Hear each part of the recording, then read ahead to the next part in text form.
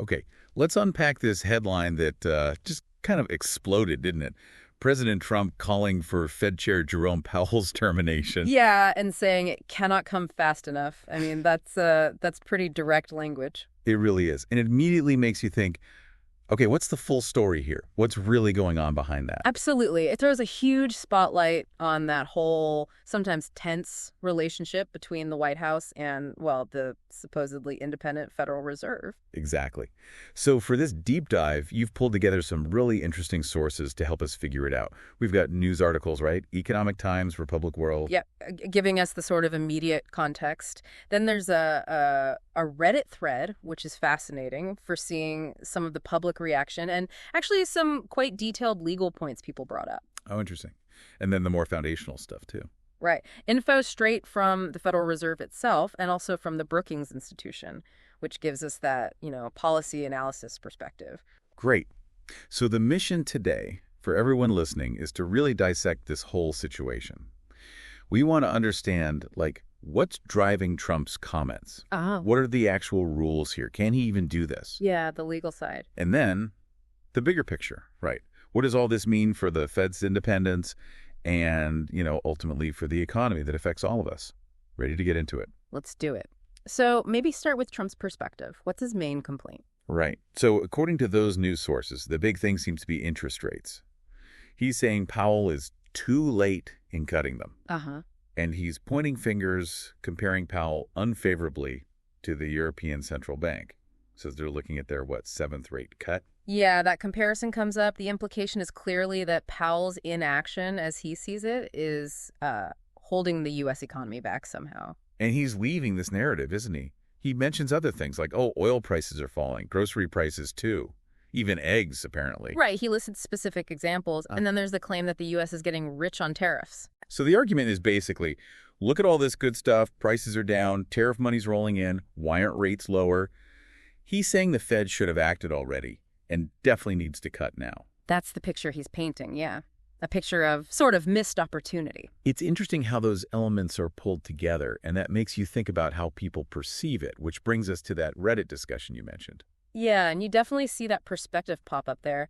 People suggesting, well, maybe this isn't purely about the economics of inflation or employment. What then? Politics. Kind of. The idea of, one commenter put it pretty bluntly, calling it entirely political. The suggestion is that, rising interest rates, maybe a stock market that isn't booming quite as much, that doesn't look great for a sitting president. So the argument is he'd prefer lower rates for the potential short-term economic boost, which is always helpful politically, right? That's certainly a common interpretation you hear in these situations. Any president might feel that way, to some extent.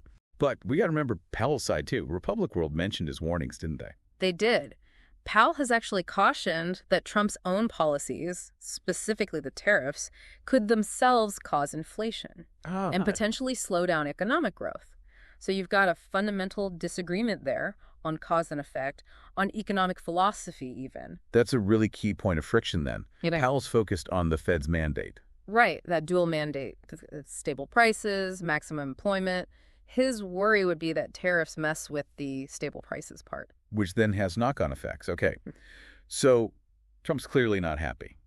But the big question, the one I think everyone listening wants to know is, can he actually fire Powell? That's the million-dollar question, isn't it? And both the Reddit thread and the Brookings briefing really dive into this legal angle. So what's the deal? Well, the key phrase, the legal term, is for cause. The Federal Reserve Act says the president can remove a Fed governor, and the chair is a governor for cause. Okay, for cause. Sounds simple enough, but I bet it's not. Exactly. That's where the clarity kind of evaporates. What does for cause actually mean in this specific context? And the Reddit discussion got into that. Oh, yeah. People were throwing out interpretations. Does it mean, actual illegal activity, criminal stuff? Or could it just mean incompetence, you're just bad at your job? It sounds like nobody really knows for sure because it hasn't been tested, at least not for a Fed chair. That's the core issue. There's significant legal ambiguity.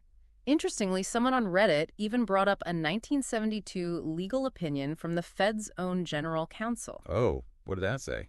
It suggested for cause probably means something like incompetence, neglect of duty, or malfeasance in office, which sounds like a pretty high standard. Yeah, that sounds like more than just I don't like your interest rate policy. Precisely. It implies something more serious than a simple policy disagreement. And then there's actual legal precedent, cases that have gone to court. Yep. You mentioned Humphrey's Executor v. United States. Right. Both Reddit and Brookings flagged this one. It's a landmark case, really, from 1935. Okay, break it down for us. What did Humphrey's Executor establish? So it involved the president wanting to fire a member of the Federal Trade Commission, the FTC, another independent agency. Mm. And the Supreme Court basically said, hold on. They ruled the president couldn't just fire this person simply because he disagreed with their approach or policies. So there had to be a specific reason. Exactly. The court said removal had to be based on specific grounds, like inefficiency, neglect of duty, or malfeasance in office, not just political disagreement. So the argument is, because the Fed is set up as this independent board, like the FTC was. Correct, with governors serving fixed terms. It should have the same protection under that Humphrey's Executor precedent. That's the prevailing legal view, yes. And Brookings points to a much more recent case, too. A 2025 federal judge actually cited Humphrey's Executor. To do what? To block President Trump from firing a member of the National Labor Relations Board, the NLRB. Wow. Okay, so that reinforces the idea that there are real legal limits here. It strongly suggests that, yes, firing someone from one of these independent commissions just because you don't like their decisions is legally very difficult. It definitely sounds like firing Powell over interest rates would be a tough legal battle, maybe an unwinnable one. And Powell himself seems to think so. He does. Banking Dive and Brookings both mention his public statements. He said quite clearly that he believes his firing is not permitted under the law. And he wouldn't step down if asked. He said he would not resign, no. He seems confident in those legal protections. And it's not just him. You mentioned a comment from Justice Alito. Yeah, a small but potentially significant point from the Brookings article. Justice Alito apparently called the Fed Board a unique institution with a special arrangement sanctioned by history. That sounds like it could signal some sympathy, maybe, at the Supreme Court level for the Fed's independence. It certainly hints at a recognition of the Fed's special status, doesn't it? That it's not just another executive department. It implies an understanding of why that independence might be important.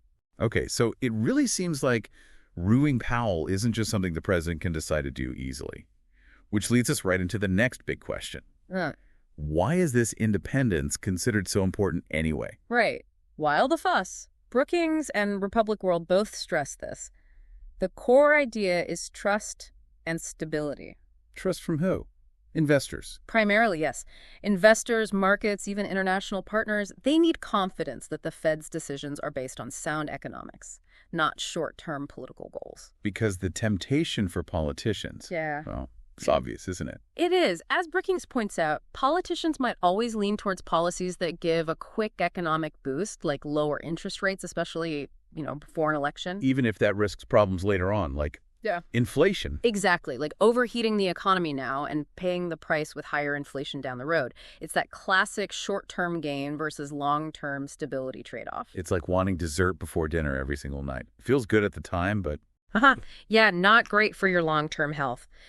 An independent central bank can, theoretically, make those tougher, maybe unpopular decisions like raising rates to control inflation without worrying about the immediate political fallout. Their focus is meant to be the long-run health of the economy. Precisely. And Brookings even quotes Ben Bernanke, the former Fed chair, on this. What did he say?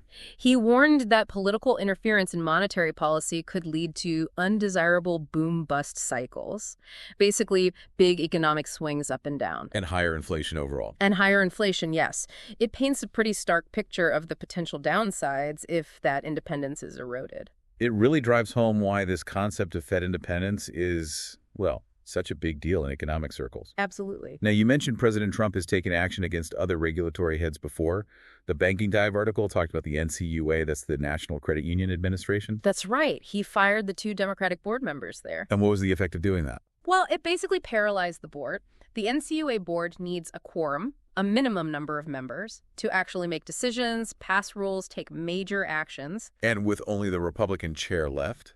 They didn't have that quorum. So effectively, it stopped the board from being able to enact new policies or pursue significant enforcement actions. It kind of froze things. So it neutralized the board's ability to act in significant ways. In many ways, yes. And this is where Aaron Klein from Brookings, quoted in that banking dive piece, raised a red flag. What was his concern? He saw it as a potential prelude, maybe, to challenging Powell's position. His warning was pretty stark. If they can fire any Senate-confirmed, previously considered independent regulator, they can fire them all. Wow. That suggests a potential domino effect, challenging the independence of various agencies. That's the fear, yes, that it could set a precedent. And Banking Dive also notes Trump has fired members from the NLRB and the FTC as well. And those actions are being challenged in court. Yes, facing legal challenges. So there definitely seems to be a pattern here of testing the boundaries of presidential power over these independent bodies. It certainly looks like a willingness to push against those established norms of independence. Yeah. Okay, let's maybe shift gears slightly and just quickly cover the Fed's actual job, the basics. The FRB itself and Brookings talk about the dual mandate. For anyone listening who isn't sure, what exactly is that? Sure. So the Federal Reserve Act, the law that created the Fed, gives it two main goals for monetary policy. Job one, promote maximum employment, get as many people working as is sustainably possible. Okay. Job two, promote stable prices, keep inflation low and predictable. There's also a mention of moderate long-term interest rates, but that's usually seen as flowing from achieving the first two. So maximum jobs, stable prices. Those are the big two. Those are the big two. Keep the economy humming so people have jobs, but don't let prices spiral out of control. And stable prices, in practice, means aiming for that specific inflation target, around 2%. Exactly. That 2% target is what the Fed explicitly aims for. They believe that a low, stable level of inflation is the best environment for the economy to grow consistently over the long term. Helps businesses plan, helps people make financial decisions, that kind of thing. Precisely. Predictability is key. And how do they actually try to achieve this? What's their main tool? The FRB site mentions the federal funds rate. That's their primary lever, yeah. The Federal Open Market Committee, the FOMC, sets a target for the federal funds rate. Which is? That's the interest rate banks charge each other for overnight loans of reserves. It's a very specific, very short-term rate. Okay, but how does fiddling with that rate affect, my mortgage rate or a business loan? Well, by setting the target for that key overnight rate, the Fed influences the overall cost of borrowing throughout the financial system. Changes there ripple outwards. So it affects other short-term rates than longer-term rates like mortgages and corporate bonds, stock prices, the exchange rate. It influences overall financial conditions. Which then affects spending and investment decisions. Exactly. If borrowing is cheaper, businesses might invest more, people might buy more houses or cars. If it's more expensive, they pull back. That influences overall demand in the economy. So nudging that one rate is like using the gas pedal or the brake for the whole economy, trying to speed it up if unemployment is too high or slow it down if inflation's getting too hot. That's a really good analogy. It's this constant balancing act, trying to steer the economy towards those dual mandate goals. Okay, so let's try and wrap this all up. Bring the threads together for everyone listening. We started with President Trump's really strong criticism of Jerome Powell. Right. Very public, very forceful, saying Powell's been too slow, too late on cutting interest rates. And he's connecting that, in his view, to things like falling prices for some goods and the tariff revenue he claims is coming in, basically saying the conditions are right, cut the rates. That's his argument, yeah. Framing it as a missed opportunity for the U.S. economy. But then we looked at the legal side. And it seems actually firing a Fed chair is, really complicated. Extremely complicated. Yeah. That for-cause requirement in the law, plus the big Humphreys executor precedent, it suggests you can't just fire them over policy disagreements. It's a very high bar. A bar Powell himself seems to think protects him. Right. And then crucially, we talked about why this independence matters so much to begin with. Yeah, that idea of insulating monetary policy from short-term political whims. Exactly, to avoid those boom-bust cycles Bernanke warned about and keep inflation stable for the long-term health of the economy. That's the theory anyway. And we saw that Trump's actions with the NCUA board members, that serves as a kind of reminder, doesn't it? It does. A reminder of his willingness to challenge the independence of these regulatory bodies, which naturally raises questions about potential future pressure on the Fed itself.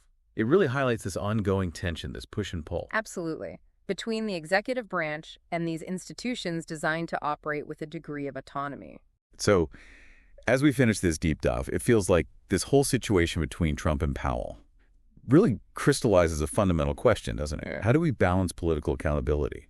Because these are powerful institutions. Right, they need some accountability. With the need for independent, expert judgment when you're managing something as complex and vital as the national economy. That's the core dilemma. And especially today, with global economies so tightly linked, information flying around instantly, it makes you wonder, what is the ideal setup? How do you ensure these bodies are both effective in their complex jobs, but also responsive somehow to democratic society without just bending to every political breeze? That's a really big question to leave people with. Maybe for you listening, this whole discussion prompts you to think more about that balance. In this incredibly complex world we live in, what's the right way to structure the relationship between politics and expert institutions like the Federal Reserve? Maybe digging into the history of how presidents have dealt with the Fed over time, or looking at the debates happening right now in different countries about central bank independence. That could be a fascinating next step.